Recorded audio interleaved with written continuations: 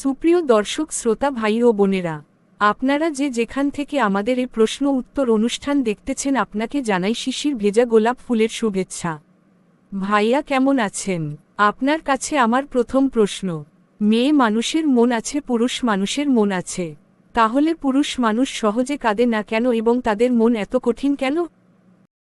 ধন্যবাদ আপনাকে অনেক সুন্দর প্রশ্ন করার জন্য। আসলে এই প্রশ্নটা প্রত্যেক মেয়ের মনের প্রশ্ন। মেয়েদেরও মন আছে, পুরুষ মানুষেরও মন আছে। মেয়েরা কাঁদে, পুরুষরা কাঁদে না কেন? আসলে পুরুষ মানুষ যদি মেয়ে মানুষের মতো সামান্য ব্যাপারই কেঁদে বিছানায় শুয়ে বালিশ ভেজায়, তাহলে পুরুষ আর মেয়েদের মধ্যে পার্থক্য কি থাকে? থাকে না। পুরুষরাও কাঁদে, কিন্তু তারা কষ্টগুলোকে মনের মাঝে জমিয়ে কষ্ট পায় আর নীরবে কাঁদে, কিন্তু বাহ্যিক দিক থেকে তা দেখা যায় না।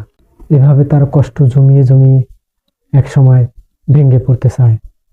তখন সে আবার ভাবে, আমি ভেঙে পড়লে আমার সংসারটা কিভাবে চলবে, কে দেখবে? তখন সে মনকে আরো কঠিন করে। এভাবে কঠিন করতে করতে একটা সময় মনের ওজনের চেয়ে যখন কষ্টের ওজন 3 গুণ বেড়ে যায়, তখন মনটা ভেঙে যায়।